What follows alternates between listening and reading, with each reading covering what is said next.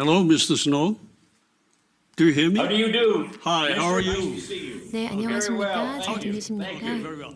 How should I 잘 call you? You 지내셨죠? have so many different titles, Mr. Secretary, Chairman, 네, 사실 존 Doctor, 스노우 회장님께서는 뭐 John is the best. 박사님, 회장님, 재무장관님 참 직함이 많으신데요. 뭐라고 불러드리면 될까요? 네, 그리고 우선 이렇게 기조 강연 너무 유익한 정보 저희에게 전달해 주셔서 감사드립니다. 포스트 코로나 시대에 저희가 어떤 부분을 기대할 수 있을지, 어떤 부분을 저희가 유의 깊게 지켜봐야 되는지 말씀을 해주셨습니다. 그러면 이제 그런 맥락에서 회장님께서 말씀해 주신 부분들을 토대로 조금 더 심도 있는 논의를 이어가보자 합니다.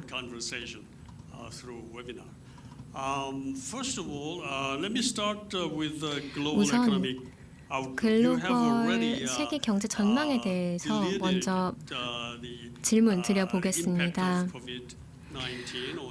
코로나가 미국 경제에 어떤 영향을 가져왔는지 말씀을 해주셨고요.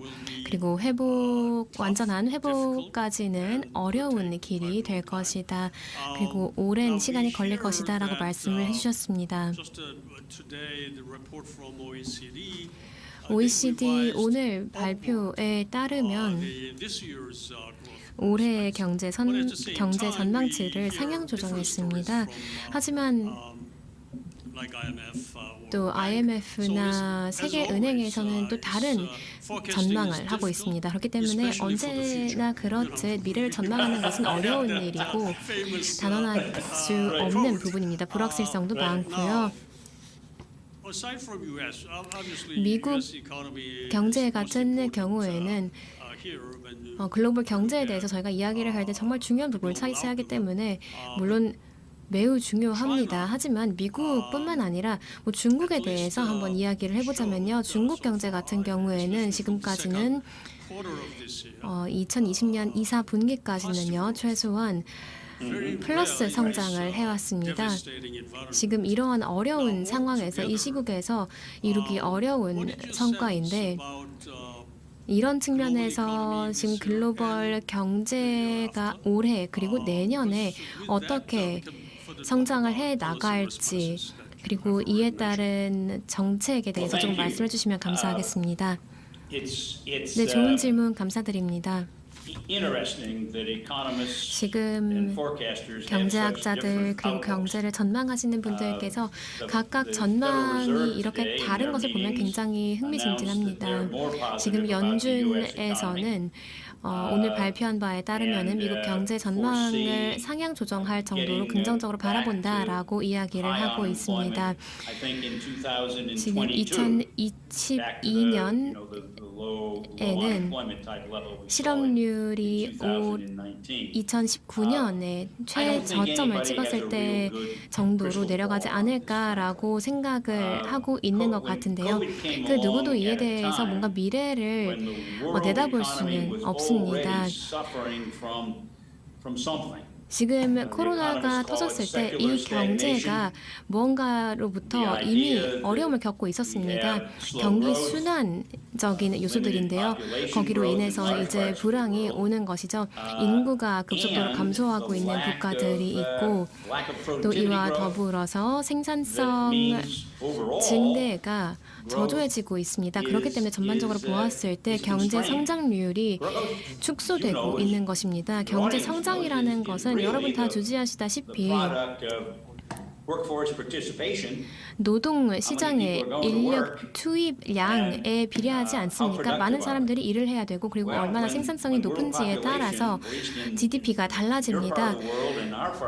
지금 아시아에서 그리고 미국에서도 그렇고요. 인구가 감소하고 있는 추세에서 여기다가 생산성 저하까지 더해지면 전반적으로 경제 성장률이 낮아지게 됩니다. 일부 경제학자들은 이런 상황에서 이런 경기 순환적인 경기 불황 상태에 있을 때 경기 침체에서 마이너스 금리 정책을 시행하고 그리고 적자를 늘려서 공급량을 흡수할 수 있을 만큼의 수요를 창출을 해내야 된다라고 봐왔었는데요. 지금 아마 현상이 그런 것 같습니다. 하지만 지금 저희가 와 있는 이 시점을 살펴보게 되면 글로벌 경제를 이끌어오던 성장 동력이 더 이상 예전만큼 유효하지 않다는 모습을 볼 수 있습니다. 그만큼 강력하지 못한 것이죠. 네, 감사합니다. You made a very important point 아주 중요한 지적을 about, 방금 해주셨습니다. the role of productivity in the 생산성, process 예, 역할에 대해서 말씀을 해주셨는데 특히나 경제 회복 단계에 있어서의 역할이죠. 이제 통화 정책이라던가 재정 확장 정책 모두 다 중요합니다. 그리고 지금 현재 단계에서는 필수 불가결하죠. 하지만 중요한 문제는 이렇게 엄청난 유동성이 어떤 식으로 앞으로 활용이 될 것이냐, 사용이 될 것이냐입니다. 이 유동성을 가지고 생산성 향상에 쓸 것이냐, 아니면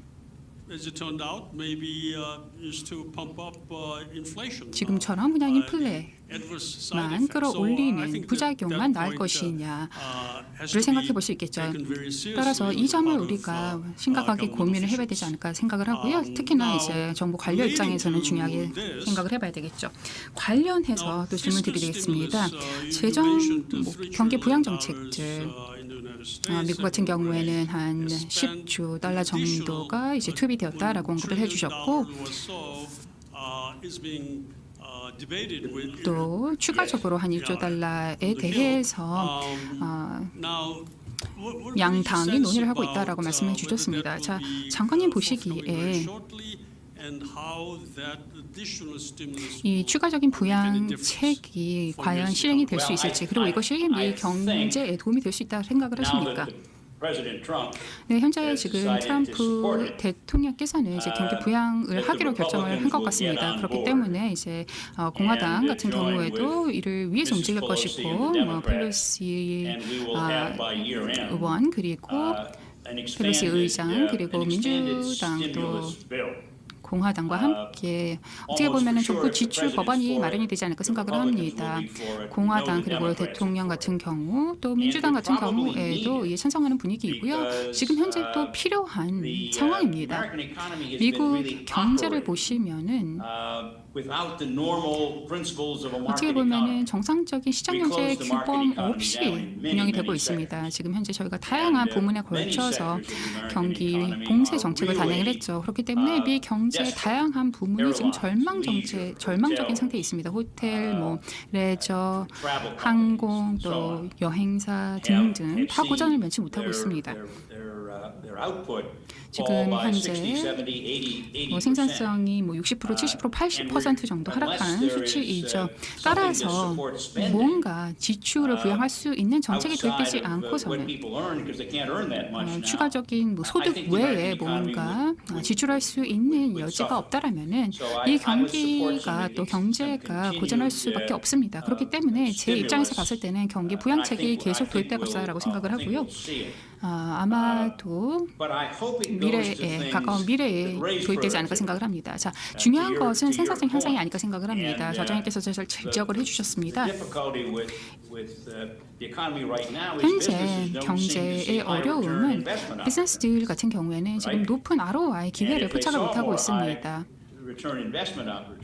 고수익 투자 기회가 만약에 있다 그랬을 경우에는 투자를 단행을 하겠죠. 그러면은 더 많은 자금을 투입을 할 것입니다. 자금이 더 많이 풀리게 되면은 이제 생산성이 향상이 되고 경제가 더욱더 탄탄해지고 규모가 커질 것입니다. 이게 어떻게 보면은 선순환이 구성이 되는 것이죠. 하지만 우리 경제는 지금 현재 선순환 단계는 아닙니다. 지금 현재 생산성이 언제 어떻게 하락하는지, 또 생산성이 언제 어떻게 증가하는 하는지에 대해서는 그 누구도 정확하게 알지 못합니다. 우리가 정확하게 전망도 불가하고요. 관련해서 정확한 이론도 없습니다. 왜 생산성이라는 것이 단연간 또 수년간 잘 증가하다가 갑자기 반전되는지 그 누구도 정답을 모릅니다. 하지만 저장님 말씀해 주신 것처럼 생산성을 이제 전체 글로벌 경제에서 우리가 끌어올려야 된다 생각을 합니다. 네, 답변 감사드립니다. 그러면은 이 시점에서 조금은 오늘 컨퍼런스의 주제인 포스트 코로나 대체 투자의 재설계와 관련된 주제로 좀 넘어가서 질문을 드리도록 하겠습니다. 지금 현재 재정 경기 부양책이 상당하고 그다음에 상당히 완화적인 통화 정책이 이행이 되고 있습니다. 또 지금 연준에서는 앞으로 한 3년간 2023년까지는 거의 제로 0에 가까운 저금리 기조가 유지될 것이다 라고 이야기를 하고 있는데 사실 3년 동안 이라는 시점 그 기간 자체가 굉장히 긴 시간 동안 완화적인 정책이 펼쳐진다는 것이 아닙니까? 그리고 이와 또 동시에 어떻게 보면 증시가 과열되어 있는 상태라고 볼 수 있습니다. 이 증시 내에서 에너지가 사실 상당합니다. 전 세계적으로 그런 현상이 보이고 있고요. 이런 여러 가지 상황들을 총집합해 보았을 때 회장님께서는 대체 투자의 매력도가 어느 정도라고 생각을 하십니까? 한편으로 보면은 증시가 너무 지금 고평가되어 있다라고 볼 수도 있고요. 채권 시장도 그렇고 지금 금리 때문에 그렇죠.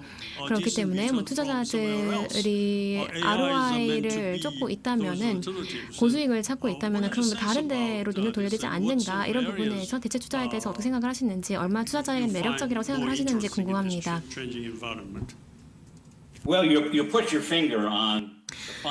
네, 사실 근본적인 딜레마를 정확하게 짚어주셨습니다. 저희 모두가 직면하게 된 딜레마인데요. 경기 부양 정책이 필요했습니다. 어쩔 수 없었습니다. 하지만 그에 따른 부작용 또한 있을 수밖에 없었습니다. 이런 상황에서는 사람들이 과도하게 리스크 테이킹을 하게 됩니다. 그리고 더 많은 대출을 하게 됩니다. 지금 연준 정책과 그리고 전 세계적으로 다른 국가의 중앙은행 정책들로 인해서 투자자들이 더 리스크가 높은 자산에 돈을 투자하고 있습니다. 무위험 자산에 대한 지금 수익률이 마이너스 대이거든요. 실질적으로는 마이너스입니다. 수익률이 마이너스이기 때문에 60bp까지도 갔고 유럽에서는 지금 실질 명목 수익률이나 실질 수익률이랑 거의 비슷한 수준이기도 한데요. 이런 상황일수록 우려될 수밖에 없습니다. 고민될 수밖에 없죠. 투자자들이 이렇기 때문에 굉장히 위험한 리스크가 높은 투자처를 찾아서 이 시스템 내에 리스크가 과도하게 내재되는 것이 아닌가라고 우려할 수밖에 없습니다. 지금 용역과 재화의 일반적인 여러 부문을 보았을 때에는 지금 인플레이션이 자산에 존재해 있습니다. 채권도 그렇고요. 증권도 그렇고 부동산 그리고 상품 금 이런 쪽에서도 많은 인플레이션이 내재되어 있습니다. 그래서 어떻게 보면 물리학과도 같습니다. 이렇게 엔진에다가 가스를 계속해서 주입해 넣으면 어딘가로는 가야 되지 않습니까? 어딘가로는 이게 배출이 되지 못하면 다른 곳으로는 빠져나가게 되어 있습니다. 그렇기 때문에 이렇게 디플레이션 물가 하방 압력이 상당하게 지금 이런 압력이 있는 상황에서 전반적으로 우리가 재화 용역에서 전통적으로 우리가 봐왔던 인플레이션이 없고 다른 자산 쪽에서 변화가 보이고 있습니다. 그래서 지금 대체 투자 측면에서 보았을 때 우리가 해야 될 우리의 과제는 이런 연속성의 부족이 어디서 나타나는지를 확인해야 됩니다. 명민하게 분석을 해서 이런 연속성의 부족이 어디에서 야기되는 것인지를 봐야 되고 또 분석을 함으로써 구조 조정이 필요합니다. 지금 전 세계적으로 투자 환경에서 구조가 바뀌고 있는데요. 왜냐, 지금 업계 자체들, 많은 산업들 그리고 많은 비즈니스들이 코로나로 인해서 구조 조정이 되고 있습니다. 그리고 우리가 이미 목도하고 있었던 상황들을 코로나로 인해서 가속화되는 것을 또 저희가 보았습니다. 그만큼 또 기회가 많이 창출되기도 합니다. 저희가 이렇게 줌을 통해서 이렇게 컨퍼런스에 참여하고 있지 않습니까? 그렇기 때문에 대체 투자의 매력은 이런 것 같습니다. 이런 시장에서의 이탈이라든지 연속성의 부족이라든지 이런 부분들, 와해적인 요소를 보면서 경제가 어떻게 조정이 되는지를 보고 있고, 여기에서 이제 물론 패자도 있지만 승자도 있습니다. 이거를 잘 분석하고 명민하게 앞으로 활용해 나가면 승자가 되는 것입니다. 네, 장관님께서 상당히 중요한 지적을 해주셨습니다. 산업의 구조 조정에 대해서 말씀을 해주셨는데요. 이것이 어떻게 보면 대체 투자에 좋은 기회가 될 것이다라고 말씀을 주셨는데 상당히 시적절한 특히나 포스트 코로나 시대에 적절한 그런 코멘트가 아니었나 생각을 합니다. 자, 기조 강연을 하시면서 장관님께서 이런 말씀하셨습니다. 투자 환경이라는 것이 경제 전반적인 전망도 마찬가지지만 투자 환경이라는 것이 앞으로 미중 미래 관계에 의해서 영향을 받을 것이다라고 말씀을 해주셨습니다. G2 간의 이 디커플링이라는 것이 상당히 많은 불확실성을 이야기하고 있죠. 전 세계의 불확실성을 이야기하고 있습니다. 사실 이것은 한국을 포함한 동북아시아에 특히나 중요한 문제가 아닐까 생각을 합니다. 관련해서 추가 질문 드리겠습니다. 최근 보시면 미중 간의 무역 전쟁이 악화되고 있습니다. 테크 산업으로 확전되고 있는 모습이죠.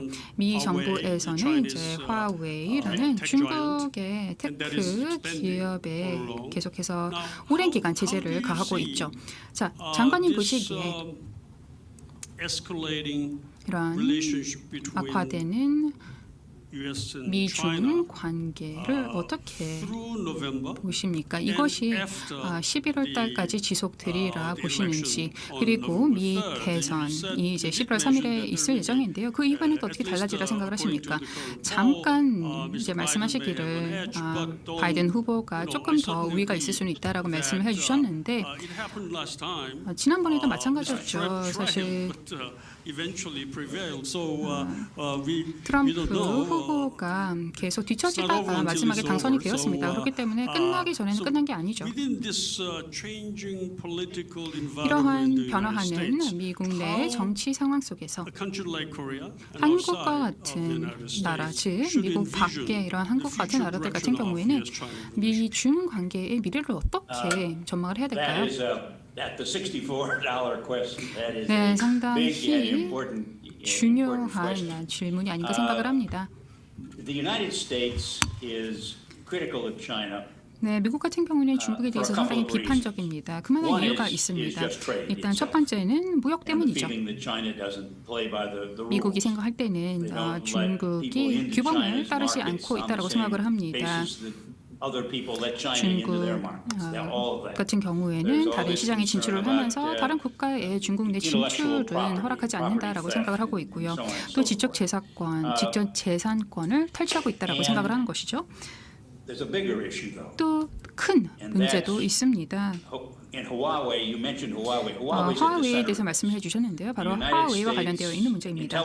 미국의 정보 당국 그리고 국방부에서는 화웨이와 같은 기업이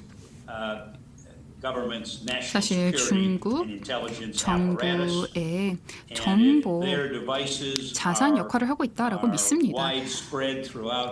그리고 현재 화웨이 같은 기업들이 전 세계적으로 퍼져나가서 중국 정부가 전국적으로 이제 안보상의 우위를 점할 수 있게 될 것이다라고 우려를 하고 있습니다. 또 다른 우려가 일단 중국 같은 경우는 5G에 있어서의 그 경제 우위를 점하고 있습니다. 5G를 이용을 해서 상당히 많은 데이터를 축적을 할 수가 있겠죠. 그리고 또 AI, 인공지능을 또 개발할 수 있는 그런 자산으로 삼을 수가 있습니다. 미국은 이를 염려하는 것입니다. 5G 면에서 중국이 앞서 나갈 경우 미국이 뒤처질 수 있다고 생각을 하는 것이죠. 그렇기 때문에 중국에게 이렇게 비판적인 입장을 견지하고 있는 것이고요. 또 화웨이라던가 화웨이와 비슷한 그런 기업들에게 비판적인 입장을 견지하고 있습니다. 중국 쪽으로는 이제 경제적인 이득 관계라는 것이 상당히 중요합니다. 뭐 미중 관계에서도 마찬가지죠. 한 40%, 세계 경제의 40%가 바로 미중 무역 관계에서 발휘가 됩니다. 그리고 상당히 많은 비즈니스들이 중국에 의존을 하고 있고요. 또 중국의 많은 기업들이 미국에 의존을 하고 있습니다. 그렇기 때문에 어쨌거나 타협안이 마련되지 않을까 생각을 합니다. 하지만 세계화라는 것이 앞으로는 또 다른 모습을 띠지 않을까 생각을 합니다. 과거와는 다를 겁니다. 앞으로도 이제 세계화는 진행이 되겠지만 아마 중국적인 성향은 덜하지 않을까 생각을 합니다. 네, 중국의 그 인용구를 제가 빌려왔습니다. 네, 요즘 탈세계화는 이제 뭐 중국과 관련돼서 저희가 많이 언급하는 부분이기 때문에 많은 변화가 일어나고 있는 것이 분명합니다. 특히 글로벌 공급망에서도 많은 변화가 목도되고 있고요. 지금 전 세계적으로 더 조금 이제 다변화된 접근법을 채택하고 있는 상황입니다. 특히 공급망에서요, 중국과 관련해서. 그래서 이 부분에 대해서 조금 어떻게 보면은 어려운 질문 하나를 던져드리고자 합니다. 미중 관계에 대해서 저희가 이야기를 하면서 관련된 질문인데요. 이 상황에서 한국의 입장이 사실 굉장히 어렵습니다. 한국 같은 경우에는 미국과의 관계가 한미 관계가 저희 안보에 정말 중추적인 역할을 하고 있고 우리의 자유와 그리고 더 나아가 우리 자유 시장을 수호하는 부분이기 때문에 중요합니다. 반면 중국 같은 경우에는 바로 우리 인근 국가이고 한국 수출의 4분의 1은 중국으로 가고 있습니다. 그렇기 때문에 정말 중요한 투자 및 무역 교역 파트너 국가이기 때문에 한국과 중국의 관계도 중요합니다. 그렇다면 장관님께서 만약 한국에서의 뭔가 고위급에 계신다든지 뭐 대통령이 뭐 되신다라는 입장에서 생각을 해보면은 이 미중 관계 어떻게 바라보시겠습니까? 사실 제가 보기에는 그냥 수수방관하고 있기에는 굉장히 어려운 상황일 것입니다. 냉전 시대를 저희가 돌이켜 생각을 해보면 미국에서 어떤 노력을 했죠? 미국 쪽으로 자기 편으로 국가들을 끌어들이려고 많이 노력을 했죠. 소련도 그렇게 했었고요. 한국의 입장에서는 굉장히 어렵죠. 미국과 중국 그 어느 한쪽도 버릴 수는 없습니다. 한국에 정말 훌륭하신 많은 외교관 분들 그리고 분들 계시겠지만 당연히 어렵지 않습니다. 앞으로 잘 헤쳐나가실 거라고 생각을 하지만 여기서 우리가 바라볼 수 있는 가장 베스트 시나리오는 미중 관계가 조금 더 효과적으로 이 헤게모니가 조금 더 우호적인 방향으로 갈등이 아니라 상생할 수 있는 방향을 찾아가는 것입니다. 뭐 화웨이 제품 같은 경우도 지금 많이 보이고 있고요. 뭐 보리스 존슨 같은 경우에도 지금 뭐 미국 입장을 지지하면서 이런 화웨이 제품 우리 믿을 수 없다, 사용할 수 없다라고 이야기하고 있습니다. 그리고 저희가 지금 이런 정보국과의 문제도 심각하다라고 많은 이슈들이 있기 때문에 미국에서 이런 이슈들을 많이 이제 푸시를 하면서 한국의 압력을 가하겠죠. 중국 뭐 화웨이 제품이라든지 뭐 중국에서 생산된 제품들 뭐 구매하지 마라, 투입하지 마라 이러겠죠. 네, 감사합니다. 한 시간이 3분 정도 남았습니다. 네, 주최 측에서 3분 남았다라고 안내를 주셨는데요. 이제 마지막 질문 드리겠습니다. Cerberus is an important investor. 서버러스 같은 경우에는 아주 중요한 투자자입니다. 특히 글로벌 커뮤니티에서 서버러스가 중요한 투자자 역할을 하고 있죠.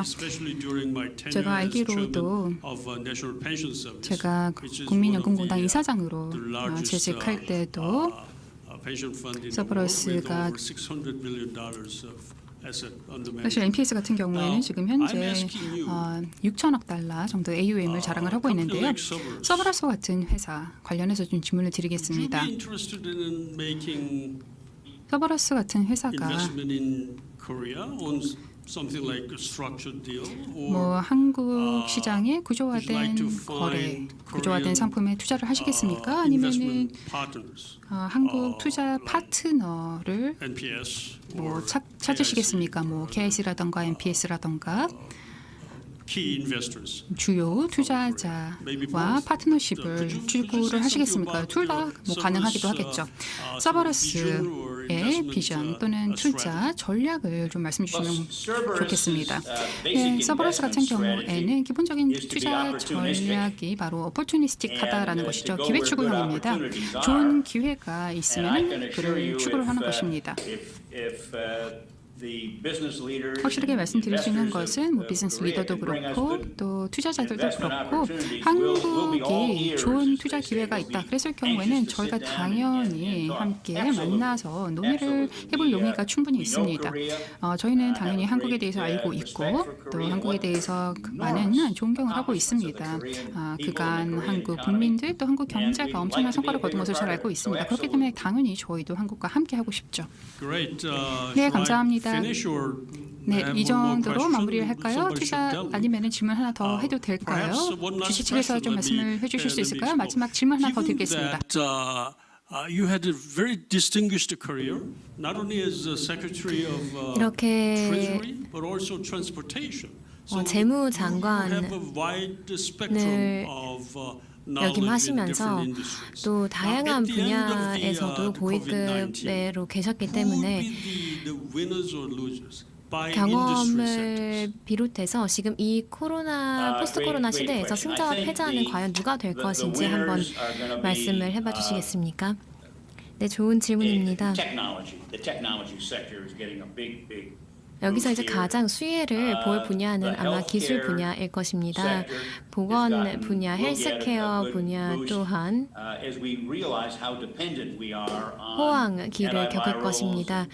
지금 뭐 연구, 개발 그리고 백신의 중요성에 대해서 저희가 뼈저리게 깨닫고 있는 상황이죠.